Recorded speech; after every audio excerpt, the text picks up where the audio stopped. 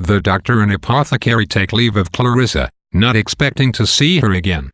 Anna is about to set out for London, but waits for Clarissa's answer before she does. Clarissa is too weak to write but dictates a letter telling Anna to rejoice in the joy Clarissa is heading for. Mordaunt visits Clarissa and Belford escorts him to her room, describing the tableau he sees there. Clarissa is dressed in white, asleep in a chair, leaning on Mrs. Lovick, a fellow lodger at the Smiths, so that the cheek pressed against her is flushed, while the other is already as pale as death. Mordaunt is horrified by her condition. Clarissa takes a miniature of Anna from around her neck and asks that it be sent to Hickman.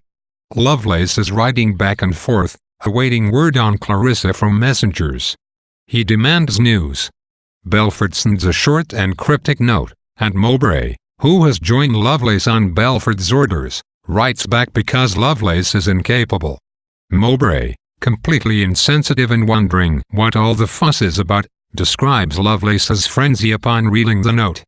Belford sends the details of Clarissa's death. She spent her last moments expressing gratitude to God and sending final messages to her friends. Finally she blessed everyone and died with the words, "O come blessed Lord Jesus." Shortly after her death, letters arrive from the Harlows to tell Clarissa that she is to be welcomed back into the family. Mrs. Norton arrives to see Clarissa, but of course it is too late. Belford begins his job as executor. Clarissa has asked to be buried at her grandfather's feet, so her corpse is prepared for the journey. Locks of hair are to be given to Mordaunt, Mrs. Norton, Anna, and Mrs. Harlow. She has also written 11 letters to be distributed after her death to the important people in her life. They both beg and extend forgiveness to each person and ask each to rejoice in her ascension. One of the letters is to Lovelace, fulfilling the promise she had made in her allegorical letter. Belford tells Lovelace about it but does not send it, doubting that Lovelace could bear to read it. He tells Lovelace that Mrs. Sinclair has broken her leg and is in danger of death from infection as a result. In great pain and fear she has sent to beg Clarissa's forgiveness. Lovelace writes in a delirium. He commands that Clarissa be embalmed and her heart given to him. He requests a lock of her hair. He forbids Belford and Mordaunt from interfering with her and demands a copy of her will as well as all of her papers. He calls her "My Clarissa Lovelace." Belford instructs Mowbray to pacify Lovelace with a false lock of hair. He writes to Lovelace and describes the horrible scene at Mrs. Sinclair's house.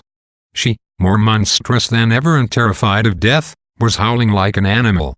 Her horse surrounded her, half-dressed and with her makeup disgustingly streaked.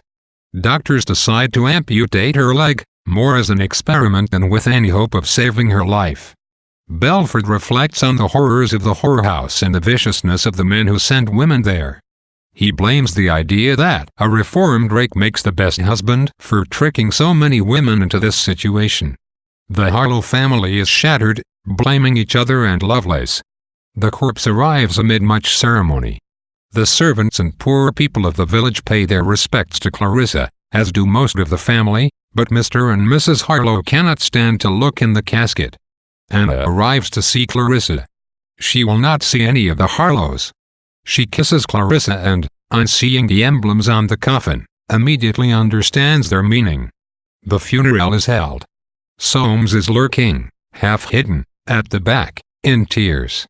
The Harlows make some trouble about Belford's role as executor, insisting that the family should execute the will. Belford insists on following Clarissa's instructions, and Mordaunt backs him. The will is included in his letter. It includes a large provision for the support of the poor. It also specifies that Belford should collect her letters and arrange them to tell her story. The family is not content with some of Clarissa's allegations, but they eventually agree to follow her instructions.